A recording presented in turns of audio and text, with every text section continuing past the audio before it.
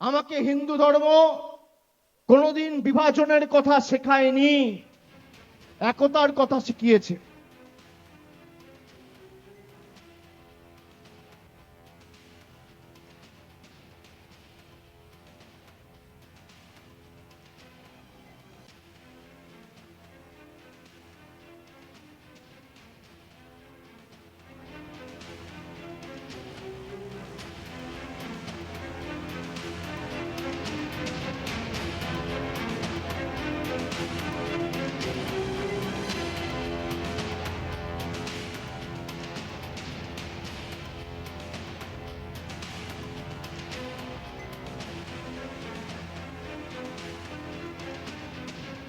22শে জানুয়ারি দীর্ঘ টালবাহানার পর অবশেষে রামলাল্লা বাড়ি ফিরেছেন। আর সেদিনই কলকাতায় সংহতি মিছিল করেন মুখ্যমন্ত্রী মমতা বন্দ্যোপাধ্যায়। সেখানে উপস্থিত ছিলেন তৃণমূলের সাধারণ সম্পাদক অভিষেক বন্দ্যোপাধ্যায়। পার্ক সার্কাস ময়দানে জনসভা, আর সেখানে সংহতি বার্তা দিচ্ছিলেন অভিষেক। মঞ্চে সমস্ত ধর্মাবলম্বীদের মানুষ ছিলেন। তিনি যখন বক্তব্য রাখছেন ঠিক তখনই ভেসে এলো আজানের শব্দ। সঙ্গে সঙ্গে বক্তব্য থামালেন তৃণমূলের সাধারণ সম্পাদক অভিষেক বন্দ্যোপাধ্যায়। তিনি যা করলেন তা সাধারণ মানুষের মধ্যে গভীরভাবে দাগ কেটে যায়। সেই ভিডিওটা চলুন আমরা আরো একবার দেখে নিই যে ঠিক কি হয়েছিল। আমাকে হিন্দু ধর্ম কোনোদিন বিভাজনের কথা শেখায়নি, একতার কথা শিখিয়েছে।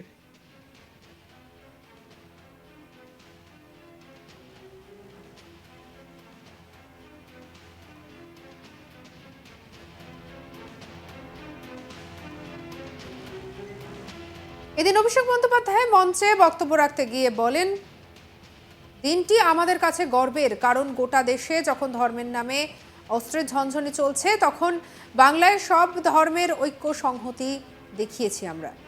রাজনীতি যখন করব মানুষের রুটি কাপড় মাকান সেটা নিয়ে করব। গাছবাড়ি করে 21-এর ভোটে জিততে পারেনি, বাংলা থেকে কোটি কোটি টাকা নিয়ে গেছে। অভিষেক বন্দ্যোপাধ্যায় ঠিক কি বলেছেন শুনবো।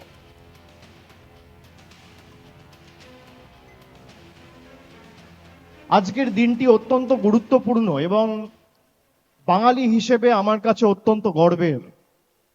গর্বের এই কারণে, তার কারণ একটি ধর্মীয় অনুষ্ঠানকে কেন্দ্র করে ভারতবর্ষের বিভিন্ন প্রান্তে যখন অস্ত্রের ঝনঝনানি চোখরাঙানি চলছে, আমার শহর আমার রাজ্যে ধর্ম দলমত বর্গ বর্ণ নির্বিশেষে লক্ষাধিক মানুষ পায়ে পা মিলিয়ে বাংলার একতা, বাংলার সম্প্রীতি সংহতি রক্ষা করেছে। এই কারণেই হয়তো মহামতি গোখলে বলতেন, what Bengal things today India things tomorrow. এদিন অভিষেক বন্দ্যোপাধ্যায় বলেন, 2019 সালের পর থেকে তৃণমূল সরকার ধারাবাহিকভাবে উন্নয়নের ধারা অব্যাহত রেখেছে। রাস্তার টাকা আবাসের টাকা বন্ধ করে দিয়েছে। রাজ্য থেকে 4,64,000 কোটি টাকা কেন্দ্র তুলে নিয়েছে। বাংলার মানুষকে নিপীড়িত করার চক্রান্ত চালানো হচ্ছে, তার বিরুদ্ধে ঐক্যবদ্ধ হতে হবে।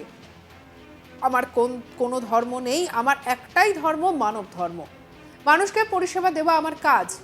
যাকে ইচ্ছে ভোট দেবেন, কিন্তু ধর্মের নামে নয়, কর্মের নামে ভোট দিতে হবে। গণতন্ত্রে মানুষই যে শেষ কথা বলে তার দাবি করেছেন অভিষেক। তার কথায়, বাংলায় জিততে পারেনি বলে বিজেপি সরকার বাংলার মানুষের সঙ্গে বঞ্চনা করছে। যে সমস্ত রাজনৈতিক দল সম্মান অর্জন করতে পারেন না তারা ধর্মের নামে ভোট চায়। মানুষের হৃদয়ে তারা প্রতিপত্তি প্রভাব খাটাতে পারেনি। দল বিভাজনের বার্তা কোনোদিনও দেয়নি, বরং একতার বার্তা দিয়েছেন বলেই জানিয়েছেন অভিষেক বন্দ্যোপাধ্যায়। কি বলেছেন তিনি শুনবো। যে আজকে যেভাবে ধারাবাহিকভাবে 2019-এর পর থেকে বাংলা লাঞ্ছিত, বঞ্চিত, নিপীড়িত, অত্যাচারিত, শোষিত হয়ে রয়েছেন, তার কারণ একটি রাজনৈতিক দল গাজোয়ারি করেও বাংলায় জিততে পারেনি। তার কারণে বাংলার 100 দিনের টাকা বন্ধ, রাস্তার টাকা বন্ধ, আবাসের টাকা বন্ধ। আর গত 5 বছরে বাংলা থেকে 4,64,000 কোটি টাকা কেন্দ্রের সরকার তুলে নিয়ে গেছে। আমরা ধর্মকে কেন্দ্র করে রাজনীতি করি না, আমরা বিশ্বাস করি বৈচিত্র্যের মধ্যে একতার মন্ত্রে। আমরা বিশ্বাস করি নানা ভাষা, নানা মত, নানা পরিধান, বিবিধের মাঝে দেখো মিলন মহান। এটাই আমাদের মহান ভারতবর্ষ। আর স্বামী বিবেকানন্দ বলে গেছেন, বহুরূপে সম্মুখে তোমারে ছাড়ি কোথা খুঁজিছ ঈশ্বর, জীবে প্রেম করে যেই জন সেই জন সেবিছে ঈশ্বর, জীব সেবাই শিব সেবা। কিন্তু আজকে মূল বিষয়বস্তুগুলোকে বাইরে রেখে বাংলার মানুষকে নিপীড়িত করে রাখার যে একটা চক্রান্ত চলে আসছে, তার বিরুদ্ধে আমাদের ঐক্যবদ্ধ হয়ে লড়াইকে আগামী দিন সর্বাত্মক করতে হবে। এছাড়াও তিনি এদিন বলেন, ভোট ধর্মের নামে না, কর্মের নামে দিতে হবে, ভোট বাসস্থানের নামে দিতে হবে, ভোট 100 দিনের নামে দিতে হবে। কে বলেছেন এই বিষয় নিয়ে অভিষেক, শুনবো। আমি আপনাদের মাধ্যমে, বিশেষ করে সংবাদ মাধ্যমের প্রতিনিধিরা যারা আছেন, আমি আপনাদের মাধ্যমে বাংলার প্রত্যেকটা মানুষকে বলতে চাই যে আগামী দিন নির্বাচনে আপনার যাকে ইচ্ছা আপনি তাকে ভোট দেবেন। আপনি তৃণমূলকে দিলে তৃণমূলকে দেবেন, সিপিএম কে দিলে সিপিএম কে দেবেন, বিজেপি কে দিলে বিজেপি কে দেবেন, কংগ্রেসকে দিলে কংগ্রেসকে দেবেন, কিন্তু ভোট ধর্মের নামে নয়, ভোট কর্মের নামে দিতে হবে। ভোট বাসস্থানের নামে দিতে হবে, ভোট 100 দিনের টাকার নামে দিতে হবে। আর গণতন্ত্রের শেষ কথা মানুষ বলে, এটা আমি বারবার বলে এসেছি, আজকেও দ্ব্যর্থহীন ভাষায় বলে যাচ্ছি। কোন দেশের কত বড় নেতা হোক, প্রধানমন্ত্রী হোক, মুখ্যমন্ত্রী হোক, কেন্দ্রীয় মন্ত্রী হোক, রাজ্যপাল হোক বা দেশের রাষ্ট্রপতি হোক, গণতন্ত্রে কেউ শেষ কথা বলে না, শেষ কথা মানুষ বলে। বাংলার সাম্প্রদায়িক সম্প্রীতির পরিবেশের কথা ব্যাখ্যা করতে গিয়ে অভিষেক বলেন, রমজানে যদি রাম থাকে আর দিওয়ালিতে যদি আলী থাকে, তাহলে কেন দুই সম্প্রদায়ের মানুষ এক হয়ে থাকতে পারবে না? আমার ধর্ম আমার বিভাজন শেখায়নি, সবাই মিলে এক হয়ে থাকতে শিখিয়েছে। এই সময় মসজিদ থেকে আজানের শব্দ শুনে বক্তৃতা থামান অভিষেক। আজান শেষে তিনি যা বলেন তা অত্যন্ত তাৎপর্যপূর্ণ। অভিষেকের কথায় কেউ বলছেন হিন্দুরা বিপদে, কেউ বলছেন মুসলিমরা বিপদে।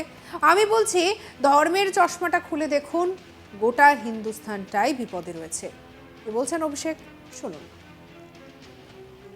আমাদের সর্ববৃহৎ উৎসব হচ্ছে দুর্গাপুজো, কালী পুজো, দীপাবলি, পবিত্র ঈদ।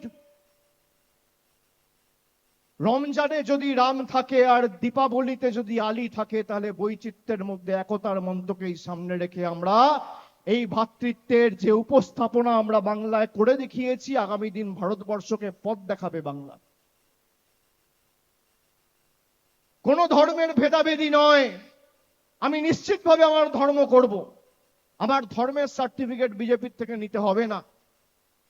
আমাকে হিন্দু ধর্ম কোনোদিন বিভাজনের কথা শেখায়নি, একতার কথা শিখিয়েছে।